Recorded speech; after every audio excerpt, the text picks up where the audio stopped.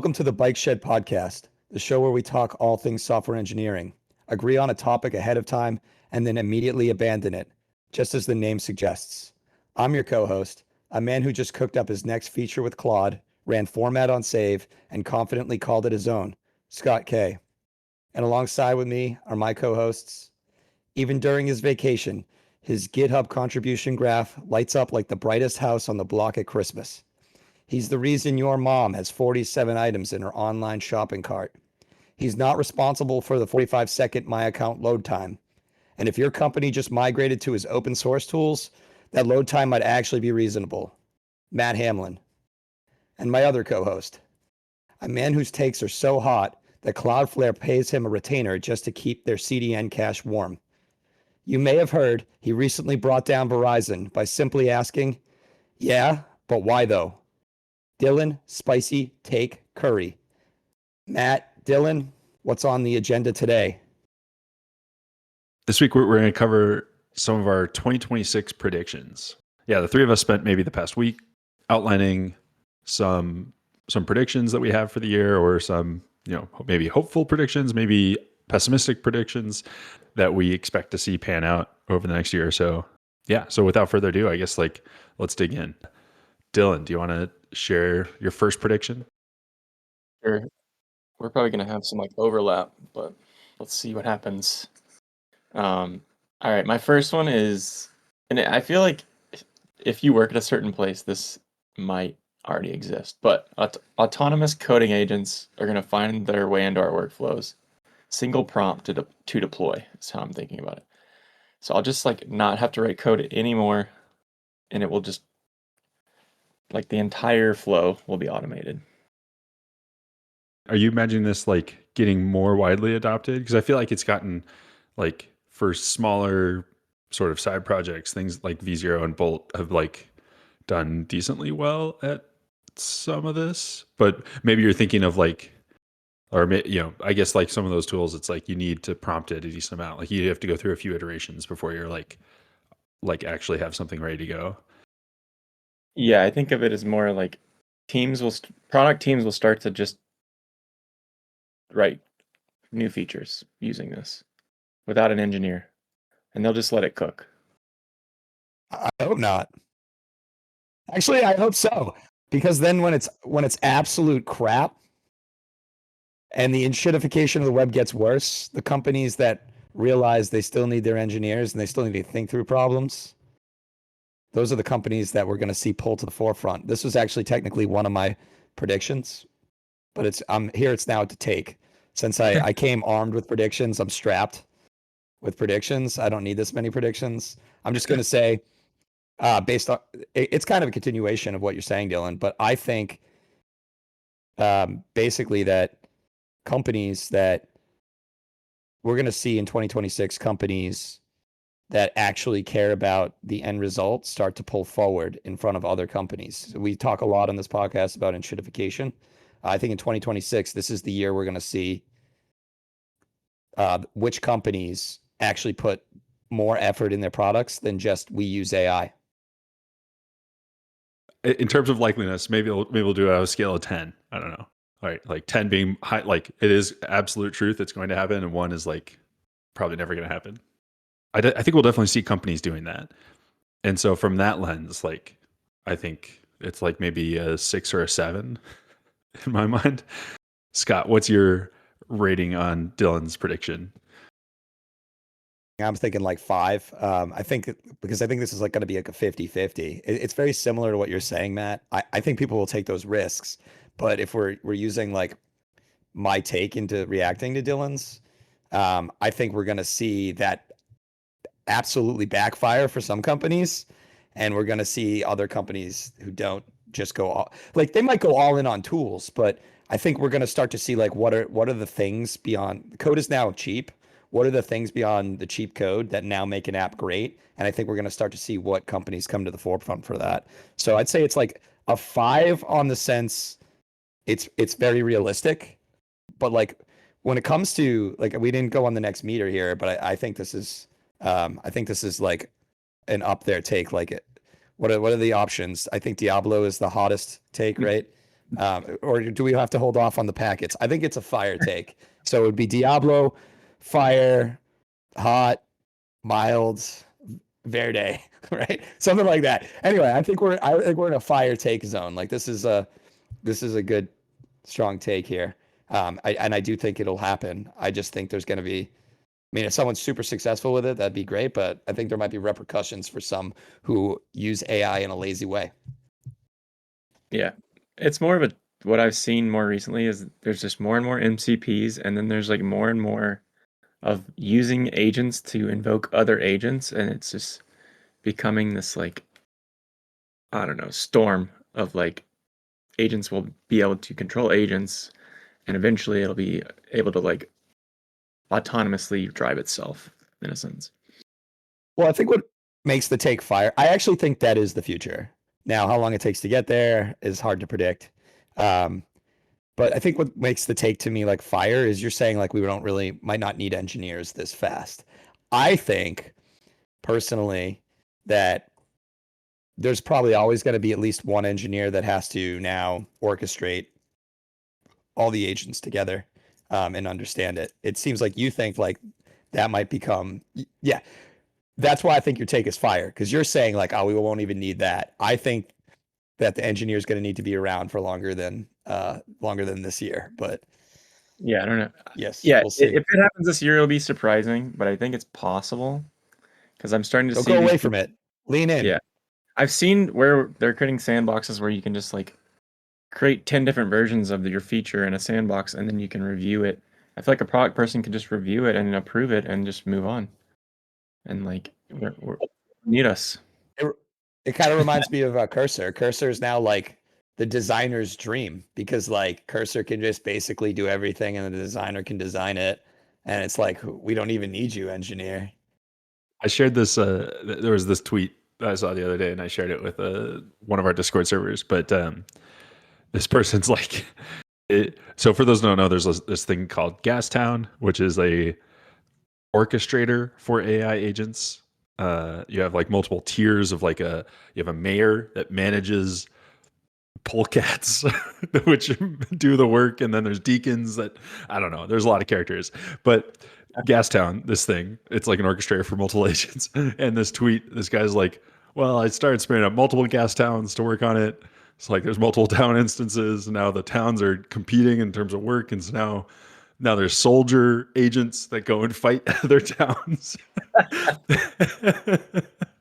And I can just imagine that like scaling out to gas countries and gas worlds by the end of 2026. And there's no role for us. Anyway, my Very possible. my spice or my spice rating for Dillon's first prediction. I think it's in between fire and verde. I think do we have is there a spice there? I'm trying to remember the scale. No, Verde is the lowest, right? I think the scale. I'm sorry. I'm gonna try Diablo, fire, hot, mild, verde. Okay, I think we should also throw in a like a white bread or a mayo below verde, but Like not yeah, even on the scale. Okay. yeah, yeah, yeah. I guess it's a hot take in my opinion. I think it's I don't think we're gonna hit like in the same way that like I think some orgs will do it and some won't.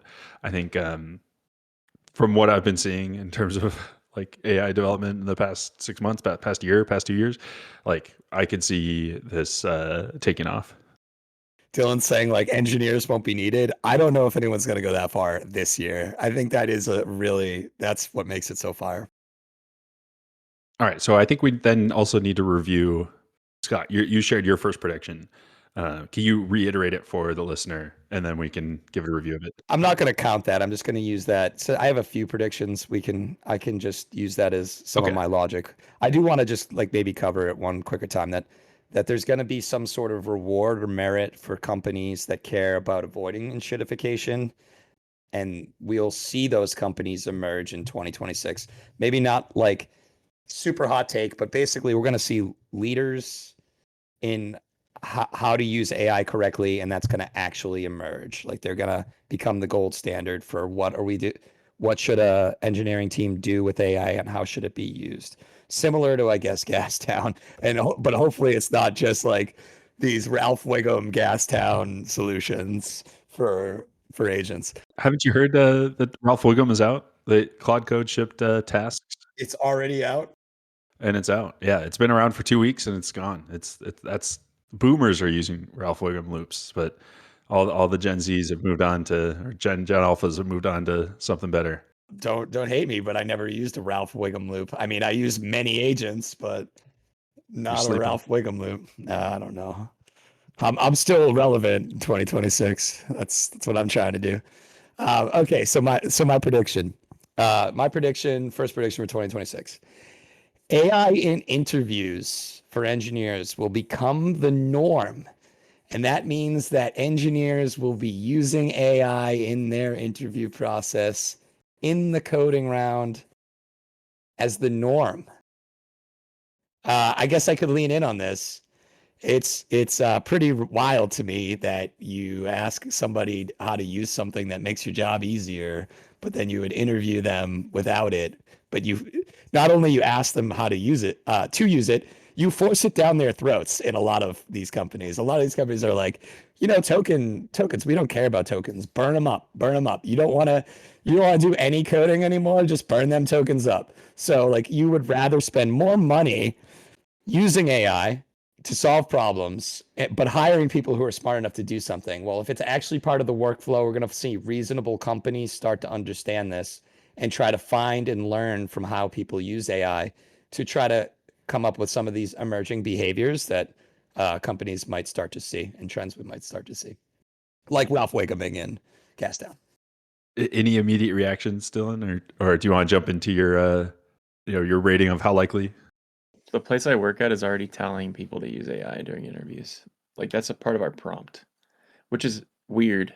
But the reason I say it's weird is I don't think our questions are written in a way that makes them work well with AI. And I think that's going to be the biggest problem with asking people to use AI. If we don't rewrite our problems to work well with AI, then we're just going to get really, really bad candidates. But yeah, I think this is very likely to be true because I'm already seeing it. And then the spice level is what's above mild? Hot. It goes Diablo, fire, hot, mild, verde, mayo. It's or in white between bread. mild and hot for me. I think that's fair. It's not a hot take. I mean, I want to just call out too. Yeah, we did this a total bit as well. And I think startups usually catch on to some of these trends faster because, they just need people who can move quickly. So this is a great way to move faster. So smaller companies are probably quicker to take on this. I guess I was going to call it a risk. I wouldn't say necessarily it is a risk, but I meant to also just elevate that like bigger corporate companies, right? Like we're going to see Meta, we're going to see Google, we're going to see Amazon starting to allow it. So view it through that lens. Yeah, my prediction in terms of how likely this is true, yeah, I think 9 out of 10. I think it's, I'm sure there's already companies doing this, but I think we're going to see a lot of companies that maybe took the hard stance a year ago, 6 months ago, 2 years ago to say like no AI use at all during the interview, to lean into it and instead like sort of flip that decision a little bit. And then in terms of like the spiciness, yeah, I think it's actually pretty lukewarm. I think probably a verde for me is like, I think there's going to be people that are going to react spicy, like obviously are going to have hot takes on it, but I think it's bound to happen. It's like telling someone, it's like, no, you can't write your you can't use JavaScript in your interview. You have to use C or C++. It's like, no, that's silly. Cool. I totally think that's fair. Matt, why don't you give us your first prediction of 2026? All right, let's see. I guess I'll start with this one. I think this is maybe actually kind of counter to what your guys' first predictions were, but I think companies will actually start to scale back on their AI budgets. I think they've been throwing a lot of money at it over the past year and a half, 2 years, whatever it is. And I think we're going to start to see companies realize that actually, no, we don't need to pay for both a Claude subscription for every seat and a Cursor subscription for every seat and a GitHub Copilot subscription for every seat and ChatGPT and like all these different services that overlap quite a bit. I think we're going to start to see these companies start to say, actually, we don't want to spend that much money on AI. Let's try to centralize our expenses a little bit and try not to just, I don't know, we're not in a zero interest rate sort of economy anymore. So I think that's definitely going to put additional pressure there. Do you think that will like reduce how much AI we're using, or we're just going to pick a winner for like a company that we're using AI with? I think it could be a little bit a mix of both. I think you could see some companies saying like, okay, we've been paying for maybe in the coding agent space, we've been paying for Claude and for ChatGPT, for example, or OpenAI's offerings. I think we're going to see some companies say, actually, we don't need to be paying for both, and we're just going to go in on one. But I think also you could see like a little bit of so like that's sort of like condensing down into like what provider you use. I think we'll also just generally see like, actually, we don't need to be paying for, I don't know, 10,000 seats for this application when only 5,000 people are actively using it. Again, random numbers pulled out of hat. But I think we'll start to say like, be a little bit more careful about just throwing money at AI. Wow. Okay. Dillon, do you have any more reaction before I go ahead? You also need to I guess rank it. You go first. Okay. So this one is very similar to another one of mine. It's basically the same thing. And the reason why I picked it is I feel like it's slightly a double-edged sword.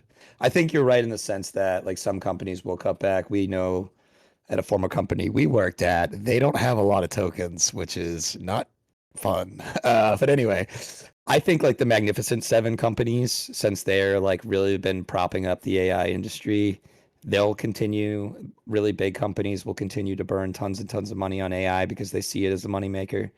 However, I do agree with you in the sense that maybe some other companies would cut back. I guess my take was more of like people will start to think AI is super helpful, so AI prices will rise and will care more about what you burn tokens on. I don't want to use it anymore because it's very similar, but again, I think it's like a double-edged sword. I think that yes, some companies might start to scale back to see where they can make savings because it is crazy how we're throwing money at the AI bubble, I guess, right? So thoughts are mainly, I think this is on a scale of 1 to 10. I think this is very likely a 5 or a 6 again. Maybe let's just say a 6. But it's a double-edged sword in the sense that basically companies that have the money are going to continue to just throw money at the wall. And companies that are more budgeted that can't really afford a black hole won't be able to handle that. So on the take scale, I'm gonna give this like a mild. I'm gonna say that's better than it sounds. It's not a white bread or a verde take. It's mild, but I think it's reasonable and logical for these companies. I think this is the tomato sauce level of spice. In that you think it is pretty likely to happen, or Just not likely to happen and just not very spicy. oh, that's surprising to me. Yeah. Give me your take and let me give you like a good assessment of it really quick. My take is just that companies will start to scale back on their expenses for AI. I'm not necessarily saying that they're going to flip in the sense that they start to like not spend money on it, but just like spend less. I just don't think this is the year. I feel like the AI train is going to continue to move at full speed ahead for the entire year. I feel like there's just so many new things emerging out of it right now that it's just not going to slow down.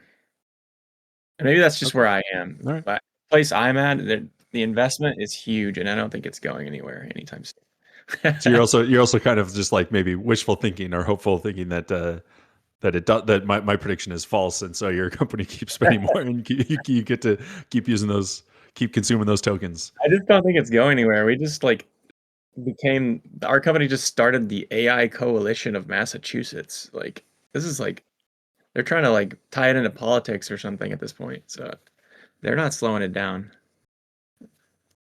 I'm gonna have to put that in the show notes. Who's up next? I think we make Dillon do Yeah. it next again. Yeah, Dillon, what's your second prediction? I'm gonna try to steer it away from AI since we all gave an AI take in 2026, and maybe give you Thank God. maybe a sillier take this time around. One of us is gonna get a new job, and one of us is gonna get laid off. Dude, that's literally one of my takes. Are we talking about the listeners included or just the three of us? Just us in 2026. And it could be the same person. Just us. It could be the same person. It could be. It could be the same person. I think I'm out of takes. I thought I came with so many takes. And every take you guys have had, I've had the same take. So Scott, and it sounds like you're 15 out of 10 on how likely this prediction is going to be true then. One of my takes was one of us will get laid off. I didn't even predict we'd find a job. I didn't even get that far. So Dillon's done a lot more work there. Ooh, now that's okay. Damn, I should we go back to the AI takes, or is this what we should talk about instead? All right. So you're 10 out of 10 on how likely, and your spice meter sounds like maybe mayo, or like in the sense that you're completely aligned with Dillon's take. Wait, which part? That someone will get laid off? Yeah. I'm going to be honest. I was trying to be a little more spicy with it. I don't actually think at the 3 companies we work at, one of us is really going to get laid off. So I think it is a little spicy if we do. And that would be more along the line of a prediction of, oh, AI is so great and it's so awesome and we don't care about the budget. So let's just take less engineers is actually like what happens. I think some companies will do that. And I think it's not going to go as well as they think. Maybe I'm Pollyannish, one would say about that. I know like Twitter kind of did this right in 2021 when Elon Musk came in, and the app, like, it is definitely worse, but it's still serviceable, and this kind of ushered in the whole enshittification of apps. I have a feeling that we're going to get closer to a place where like some of these apps can't get that shitty. I mean, maybe not Amazon and these large conglomerates, but if smaller businesses take bigger risks on making allowing their apps to be worse just to save a little bit of money, I do think we'll start to see more competition. Gotcha. What's your spice rating? Your spice-o-meter rating? Trademark. I'm gonna say it's hot. I'm gonna give him another fire, because if one of us gets laid off, I'll just be. I'm gonna be surprised. The first person I'm gonna blame is Dillon. He gets a fire. Yeah, me too. I'm the most likely. I'm getting a probably ref because I came up with the take. And I feel like it's going to be something where like I used AI too much at work, and the quality of my deliverables just goes to shit. I mean, I might be in that bucket. Just say, but I thought you said that's what you wanted. Isn't that what they said they wanted? And then can you clarify? Like, did you say fired or laid off? Like, just lose our job. It doesn't matter if it's part of like a mass or just like it matters. Doesn't matter. No, he said laid off. It's got to be laid off. You can't actively act a fool and get fired. That won't count. Well, I'm not trying to make his prediction true, or at least not half of it. Who knows? Maybe you are. I think it's an 8 out of 10 for me. I think I could see this being true. Sadly, well, you didn't let me pick a number rating. I'm going with a 3. I'm going to be the optimistic one. I thought you said 10 out of 10. No. I called it a fire take, and I'm only giving it a 3. I don't think it's happening this year. Wow, too soon. All right. And then I think I'm going to give this a Diablo take. I feel like this is. Oh. I think it's a great. Like out of like I wasn't expecting this prediction. It's basically what I'm saying.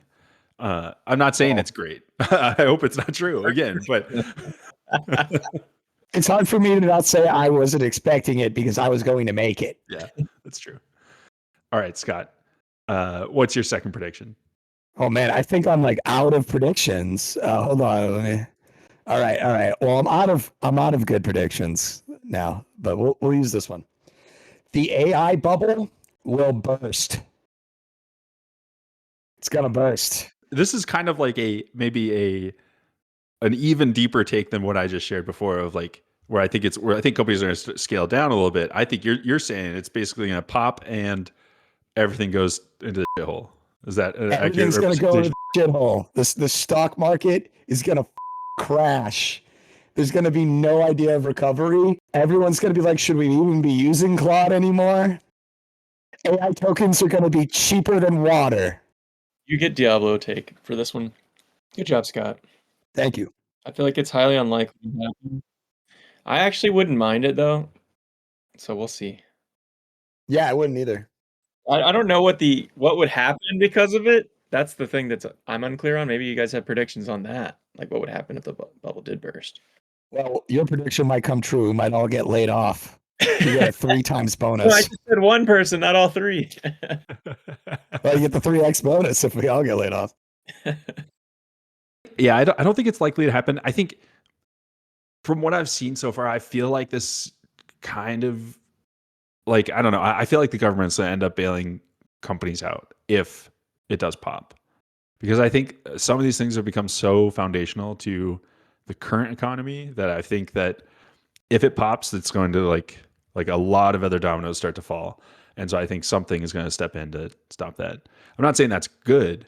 I'm just saying I think that's going to like I think it's unlikely that it happen, but if it does happen, something is going to be there to like help be the circuit breaker of the economy collapsing. So I don't know. Yeah, I think 2 out of 10 in terms of likeliness. I do think it's a fire take, though. I think I like the take. I'm not worried about the economy. What happens to us, Matt? We're the economy. We're part of the economy. Haven't you guys seen that South Park episode? I'm kidding. No, I haven't. Can you put the South Park episode in the show notes for me? Yeah, I'll find a rip of it somewhere online and Thank you. it's the Margaritaville one where they get a blender and then the economy goes to shit and he tries to return the blender. Anyway, it's good. It's worth watching. Even if you don't watch South Park, that episode I feel like is good. All right. I think it's my turn for my second prediction. Unfortunately, it's a little bit AI centric still. Yeah, I'm getting thumbs downs and some boos from the audience here. My take is a majority of content, so greater than 50% of content on social networks will be generated or enhanced with AI. White milk. Are they not I already? feel like it's already 50. Whole milk. I don't know. What was your thing? Mayo? I think certain networks have been at this case, right? Like I feel like Facebook's hit that point, Twitter's definitely hit that point, but like I don't think, for example, TikTok, I don't think that is a majority AI generated right now. I think it's going that direction. I don't even want to. I don't even want to like rate this take because straight up, like I just agree with it and I hate it. Yeah, yeah. There's nothing we can do about it, right? Like, I guess I could just not buy AI generated content. It's like my only power. Not support it. God damn. I'm gonna give you a mild or a hot, but Oh, not a white bread. All right. not giving you a white bread on it. Because I didn't think of it this time. It wasn't one I wrote down. It's just it feels really really true. Like I don't know. We're heading to that inevitable future, and it sucks. And I don't really want to talk about it anymore. So I'll let Dillon go. Yeah.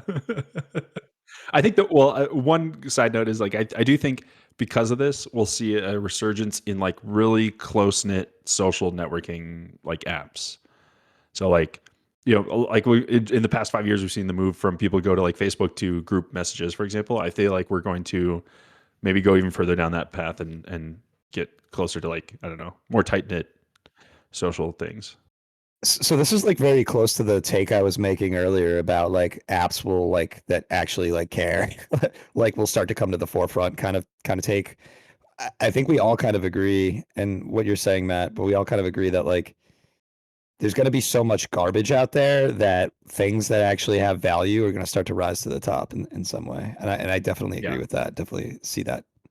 I guess I'm optimistic that happens. I think there's gonna be like a greater divide in terms of like a group of people that become more and more antisocial because of they're online terminally with like AI generated content. And then there's going to be like another side, which we're already starting to see like emerge a little bit, which is like the people that just cut out technology completely with these like dumb phones. I think there's going to be maybe a bit more people going that route in the future. Like I've already found that I've already stopped using almost all social media to the point where all I use is Reddit, but even Reddit is becoming like 50% AI generated content. And then the comments are everyone complaining that everything's AI all the time. Well, Reddit's like 75% of ChatGPT responses, which blows my mind. But Yeah, maybe it's higher. I also just, it's probably higher. I just agree with you about like, I said this to Matt before, but I just feel like the older I get, I guess, or just something to do with being an engineer. Like I used to love like social media when I was younger. Maybe it was just age. I like despise it. I don't care for it. And it's probably what it's become. Like I know Matt and I kind of crave a place to share photos with your friends that doesn't have advertisements, that shows you actually what you did over the week, and it's not a competition about the outfit you were wearing and like how good you can look on a Friday night with your friends. Like this fake version of you.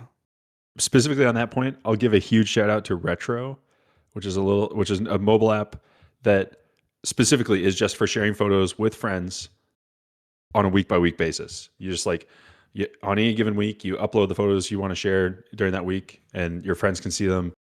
I can see more niche social platforms coming up and like getting more popular because I've found that like I actually use Strava, which is a social platform, but it's very niche. But I can still share photos and like chat with people. Yeah, you won't. You probably won't see AI bots on Strava that likely because, and well, I mean, you probably could, but you kind of like it would be interesting if Strava introduced a way that like the only way you can post is if you'd go and do a workout or a run or whatever. Like that. That's the only way that you could create content. That would be interesting as like a barrier to prevent bots and whatnot. Yeah, I don't think they'll do that. But yeah, what do you have, Scott?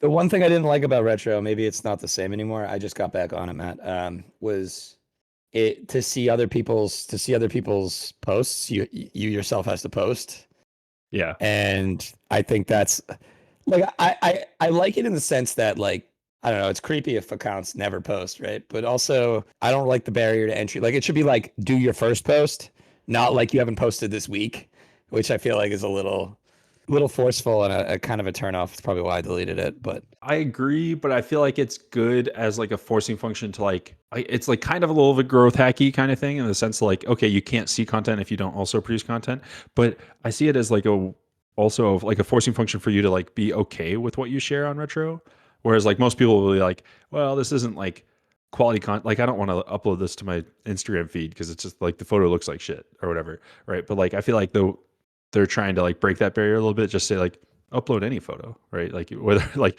could be a photo you took of, I don't know, like your cat or something doing something weird, and it's like just upload it. Like it doesn't have to be a good photo, just because you're like sharing that moment. I don't know. I'm probably reading a lot more into it than what it actually maybe is. I'm But already just too stigmatized. What was yeah, lapse? That's another one that was that like you take pictures at certain times in the day. yeah, no, that was Be Real, where everyone would get a notification to post a photo at like the same time every day. And let's do a quick speed round on predictions. If anyone has a lingering prediction, I have like a very quick one that's us centric, um, but I'll let someone else go first if they have a quick one. Yeah, I got two. I can go quick.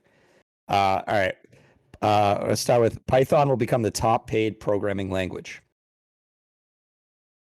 due to AI, due to machine learning. Not TypeScript. No, I think right now it's Rust. I think the reason why we'll see Python rise is because of machine learning, and I just see a lot of machine learning engineers, the AI engineer, like all these new names coming up for types of software engineers, and because Python is like a precursor to doing a lot of actual AI work, we'll see the pay band grow there.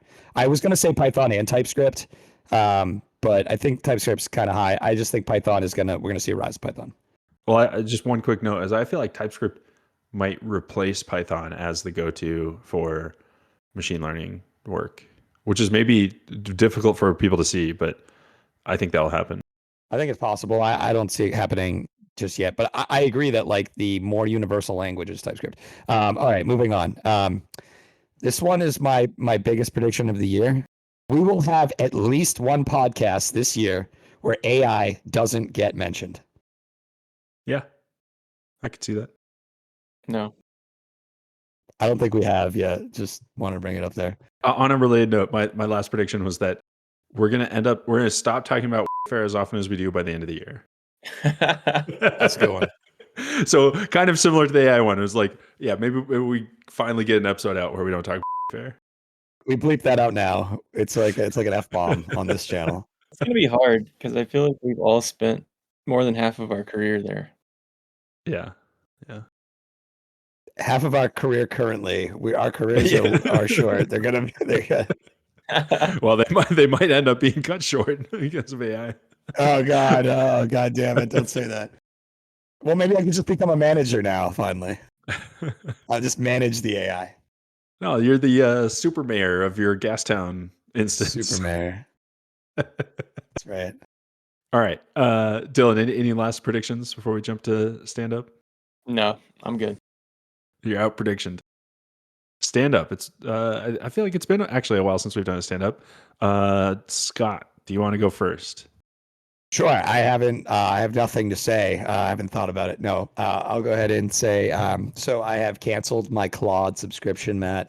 This is probably really big news. Not because I don't want to have it. I just was. I asked at work if the program would continue. They said no. I had a Claude Max subscription. I want to have I so badly wanted to keep it, but I can't justify the little amount I was using. I think that Matt uses the pro version, and that's like $20 a month. For me, it said 17. I still got to figure out why. Anyway, that one I feel like is like too small. I was looking at the sizes. Basically, I need half of what the max subscription gives me, and like I would happily pay Anthropic $50 a month as opposed to 100. I will pick it back up. Basically, I'm waiting to know I'm going to have time to use it because I don't want to just waste my time with it. I was literally using the Claude app to answer every question to the point where I'm like asking Claude everything, things that I would never ask it. And I was just like, I gotta burn these tokens. And it's obviously probably terrible for the environment, but I don't like want to feel like I'm not justified in what I'm spending for the product. It's worth it. But again, like I have it at work all day. Not that I use it for personal stuff here, but it's just hard for me with not a lot of time, free time to have like a really expensive version. So I might try out the Pro, but I'm waiting till I actually need to use it. And then if Pro's not enough, I might go back up to Max. But basically, I just don't have the time to be using it too much in the free time. So we'll see how it goes. So that's my last AI take, hopefully, of the day. I don't know. At work, I'm merging code literally as we record this. Things are going good. We talked about our performance reviews. We're going to probably go skiing. There's a giant snowstorm coming this weekend. We're going to get walloped like 24 inches potentially of snow over the weekend. I had to go grocery shopping on a Friday morning because, you got to get the bread and milk in Massachusetts. When it's going to snow, everyone has to go.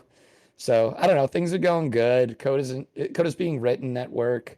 I want to just maybe call out that I keep talking to more engineers about how they feel like Claude does everything for them.